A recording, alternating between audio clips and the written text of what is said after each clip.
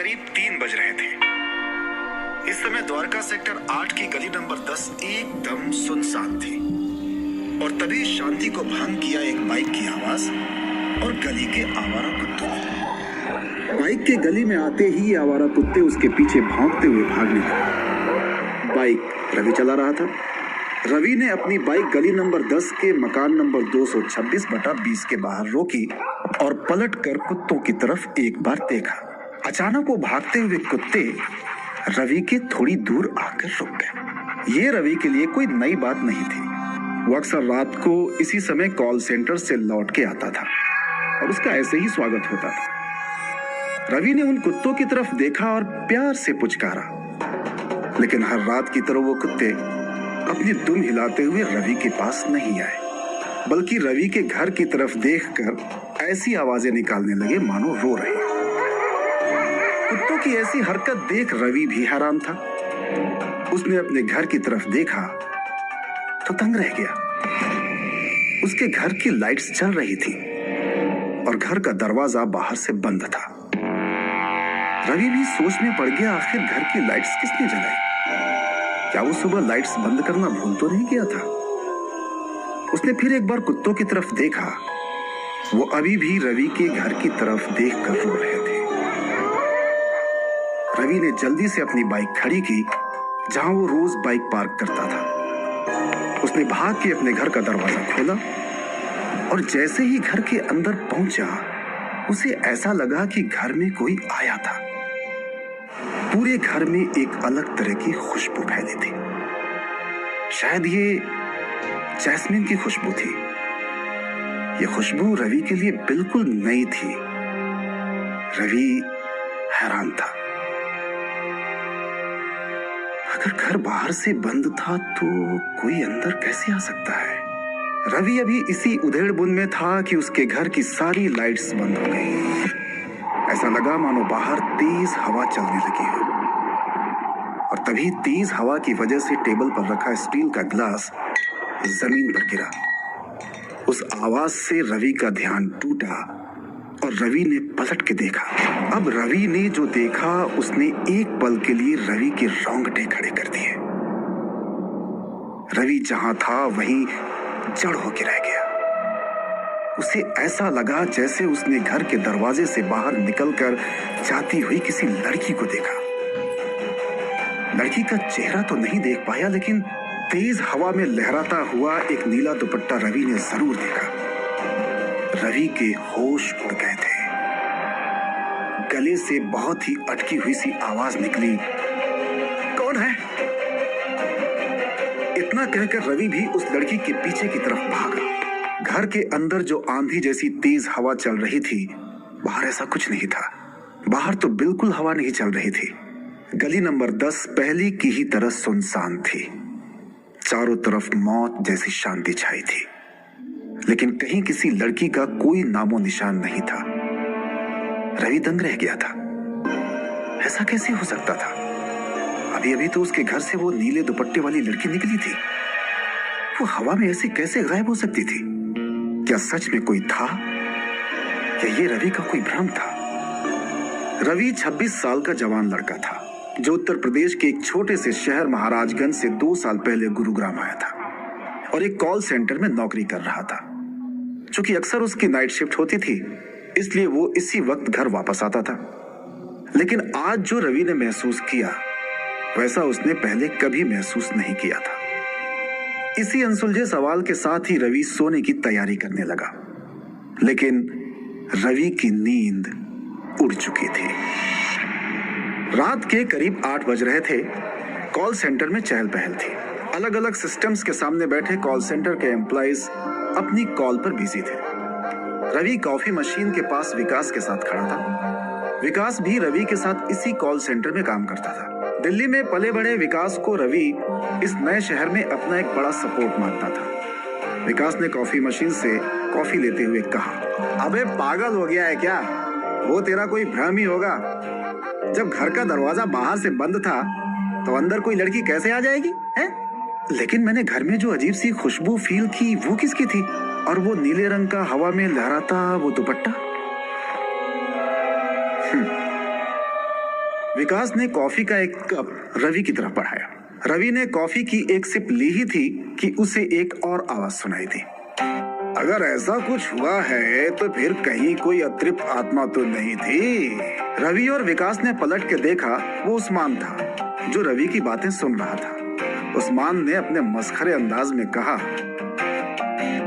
भाई मैंने कहीं सुना है कि जहाँ ऐसी अतृप्त आत्माएं आती हैं वहाँ एक अलग सी खुशबू फैल जाती है और ऐसा अक्सर रात के 3 बजे के करीब होता है। उस्मान भी इसी कॉल सेंटर में नौकरी करता था और अपने दोस्तों के बीच ज्ञान गुरु के नाम से प्रसिद्ध था, जिसे दुनिया के किसी भी विषय के बारे में जानकारी हो या ना हो ज्ञान जरूर दे सकता था। अपनी ज्ञान गंगा को आगे बढ़ाते हुए उस्मान बोले जा रहा था, और ऐसी अतृप्त आत्माएं तेरे जैसे अकेले अतृप्त इंसान के पास ज्यादा आती हैं। तो भाई इस आत्मा से बचने का तो एक ही रास्ता है कि या तो तू किसी रिलेशन में आ जा, या अगर ये नहीं हो सकता तो महाराजगंज में अपने बाबूजी को फोन कर और कोई ढंग की लड़की देख के शादी कर ले। विकास ने तुरंत उस्मान के इस मजाक को लपक लिया। वैसे एक लड़की को मैं भी जानता हूँ जो कब से हाँ बोलने को तैयार है, लेकिन ये भाई उसे थोड़ा भाव दे तब तो। फिर कुछ सोचने का नाटक करते हुए बोला, अबे कहीं ऐसा तो नहीं कि उसी की आत्मा भटकते हुए कल रात तेरे घर पहुंच गई हो। ये इन दोस्तों के बीच का आम मजाक था। रवि भी समझ चुका था विकास किसकी बात कर रहा है। उसने चिढ़ते हुए कहा, अबे चल फिर से राम्या का नाम मतलब बीच में, मैं अकेला खुश हूँ, मुझे नहीं चाहिए कोई रिलेशन। इतना कहकर रवि अपने वर्क स्टेशन की तरफ बढ़ गया। रवि को जाते हुए देख के विकास ने पीछे से ही आवाज लगाई, जल्दी से सारा काम खत्म कर, शिफ्ट खत्म होने के बाद चलते हैं, पार्टी करते हैं, शायद वही मिल जाए तेरी नीले दुपट्टे वाली लड़की। हर रोज की तरह आज भी रवि कॉल सेंटर की अपनी शिफ्ट खत्म करने के बाद मुरुथल के ढाबे पर विकास, उस्मान और स्वाति के साथ पीने और पराठे खाने के लिए आया हुआ था। आसपास अलग अलग कॉल सेंटर में काम करने वाले यंग लड़के लड़कियों का ग्रुप था। विकास ने प्लास्टिक के गिलास में भरा हुआ अपना पैक खत्म करते हुए रवि को आवाज लगाई, लेकिन रवि एक तरफ जल्दी जल्दी अपना दूसरा पैक गटक रहा था। कार के अंदर बैठी स्वाति की जिम्मेदारी पैक बनाने की थी। उसने रवि को आवाज दी, रवि देख ना विकास क्या कह रहा है। रवि ने जल्दी जल्दी अपना पैक खत्म किया और विकास की तरफ बढ़ा। तभी विकास ने किसी को उनकी तरफ आते हुए देखा और एक शरारती मुस्कान के साथ रवि की तरफ देखकर बोला, तेरी वो नीले दुपट्टे वाली लड़की का तो पता नहीं, लेकिन देख मैंने उसे बुलाया है जो तेरे ऊपर जान छिड़कने को तैयार है। नीला दुपट्टा ना सही, नीली जीन्स तो है। रवि ने भी उस तरफ देखा जिस तरफ विकास इशारा कर रहा था। सामने से एक नीली जीन्स और ब्लैक टॉप पहने हुए एक बहुत ही खूबसूरत सी लड़की, जिसके काले मखमली बाल कंधों तक थे, वो रवि, विकास और उस्मान की तरफ ही चली आ रही थी। वो लड़की राम्या थी। राम्या भी उसी कॉल सेंटर में नौकरी करती थी जहां रवि, विकास और उस्मान काम करते थे, लेकिन उसका डिपार्टमेंट अलग था। उसने आते ही विकास और उस्मान को गले लगाया। हाय विकास, हाय उस्मान, हाय रवि। और वो जैसे ही रवि की तरफ बढ़ी, रवि ने फटाक से अपना हाथ आगे कर दिया। राम्या से हाथ मिलाते हुए बोला, व्हाट अ सरप्राइज यार। अच्छा विकास, मैं देखता हूँ कि ऑर्डर का क्या हुआ। इतना कहकर रवि जल्दी से ढाबे की तरफ बढ़ा। राम्या भी रवि की इस हड़बड़ी को देखकर मुस्कुराने से खुद को रोक नहीं पाई। ढाबे के पास बहुत सी गाड़ियां खड़ी थीं, जहां खड़ी लगभग हर गाड़ी में कारोबार चल रहा था। मतलब लगभग सारे लोग अपनी अपनी शराब लेकर वहीं अपनी गाड़ी में पी रहे थे और कार के बोनट को टेबल बनाकर वहां पराठों के मजे ले रहे थे। वहां बाकी गाड़ियों के साथ 3-4 कैब भी खड़ी थी और उनमें से एक कैब ड्राइवर अपने कैब के बोनट पर रखी प्लेट से पराठे का एक निवाला तोड़ते हुए किसी से फोन पर बातें कर रहा था। मैडम, मैं कह रहा हूँ ना, मैं नहीं आ पाऊंगा, आप राइड कैंसिल कर दो। मैं नहीं कर पाऊंगा राइड कैंसिल। शायद फोन के दूसरी तरफ जो भी था उसने राइड कैंसिल करने के लिए मना कर दिया था, इसलिए कैब वाले ने पराठा चबाते हुए मन में एक गाली बुदबुदाते हुए बोला, ठीक है मैडम, मत करो आप राइड कैंसिल, मुझे तो आने में टाइम लगेगा। इतना कहकर उस कैब ड्राइवर ने फोन काट दिया। उसी समय रवि उस कैब वाले के पास से गुजरते हुए ढाबे के बाहर अपने अपने ऑर्डर का इंतजार करते हुए लोगों की भीड़ में घुस गया। उसकी नजर हाथ में एक नोटबुक लिए हुए और कान में पिन दबाए हुए एक छोटू पर पड़ी, जो वहां खड़े लोगों से ऑर्डर ले रहा था। रवि उसकी तरफ लपका और बोला, भाई देखना, अब बहुत समय हुआ ऑर्डर दिए, टोकन नंबर बताओ। छोटू ने अपने आप को बिजी दिखाते हुए बाकी ग्राहकों से ऑर्डर लेते हुए पूछा, टोकन नंबर बताओ।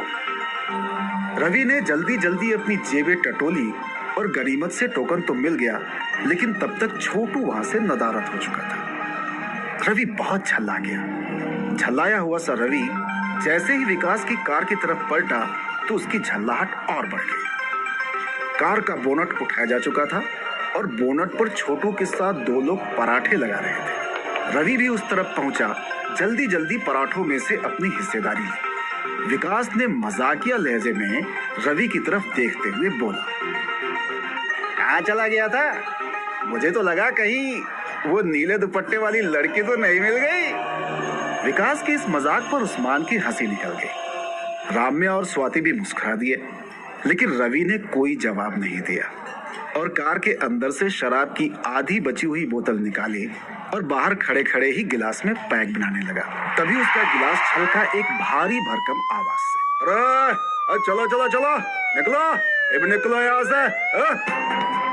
मुरुथल के इस ढाबे पर पुलिस आ चुकी थी। चूंकि यहाँ शराब पीना मना था, इसलिए पुलिस की टीम वहाँ खड़ी कारों के अंदर झांक झांक कर चेकिंग भी कर रही थी। रवि ने जैसे तैसे शराब की बोतल को पैंट में खोसा और भाग के ड्राइविंग सीट पर जाकर बैठ गया। इससे पहले कि पुलिस वालों का ध्यान उन लोगों की तरफ जाता, सब लोग कार में बैठ चुके थे और रवि ने एक्सीलेटर पर अपना पैर जमा दिया था। कार के अंदर विकास, रम्या, उस्मान और स्वाति की हंसी की आवाज गूंज रही थी। कार फुल स्पीड में गुरुग्राम से द्वारका के रास्ते पर भागी जा रही थी। विकास बगल की सीट पर बैठा रवि से कह रहा था, भाई तू आगे रोक दे, मैं ड्राइविंग करूंगा, तुझे चढ़ गई है। रवि ने कार ड्राइव करते हुए एक हाथ से स्टीयरिंग व्हील संभालते हुए दूसरे हाथ से अपने पैंट में खोसी हुई शराब की बोतल निकाली और हंसते हुए कहा, अभी कहाँ भाई, अभी तो मेरा कोटा भी पूरा नहीं हुआ है। इतना कहते हुए बोतल को मुंह से लगा दिया। स्वाति पीछे की सीट से आगे ड्राइविंग सीट पर बैठे रवि के हाथ से बोतल छीनने की कोशिश कर रही। इतना बचा हुआ है? मैंने तो सोचा पुलिस को देख के तूने बोतल वहीं फेंक दी होगी। मुझे इतना कच्चा समझा है क्या? पाप लगवानी है खुद को जो दारू की बोतल फेंक दूंगा? ये मेरा हिस्सा है, कोई हाथ नहीं लगाएगा। इतने में रवि का ध्यान भटका और तभी उस्मान की जोर से चीखती हुई आवाज रवि के कानों में पड़ी, अबे सामने देख वो लड़की। फ्रैक्शन ऑफ सेकंड्स में रवि की नजर सामने पड़ी। कार के सामने एक लड़की भागती हुई आ रही थी। रवि की कार इस समय 80 की स्पीड में भाग रही थी। उसके पास बिल्कुल समय नहीं था, लेकिन सामने आती उस लड़की को देख के रवि चढ़ सा हो गया था। उस लड़की के गले में ठीक वैसा ही नीला दुपट्टा लहरा रहा था जैसा नीला दुपट्टा रवि ने पिछली रात अपने घर से बाहर निकलती हुई लड़की के पास देखा था। लेकिन ये कैसे हो सकता है? क्या यही लड़की कल रात उसके घर पर थी? तो कल रात की वो लड़की आज रात उसके कार के सामने कहां से आ गई और क्यों? कैसे हो सकता था ये? वही नीला दुपट्टा? फ्रैक्शन ऑफ सेकंड्स में रवि के दिमाग में ये सारे सवाल घूम गए, लेकिन उसके पास अब फ्रैक्शन ऑफ सेकंड्स का भी समय नहीं बचा था। उसके बाद ये सारे सवाल हमेशा के लिए सवाल ही रह जाने वाले थे कि क्या ये सिर्फ संयोग था, कोई पहले से निर्धारित नियति थी, या किसी बड़ी साजिश की कोई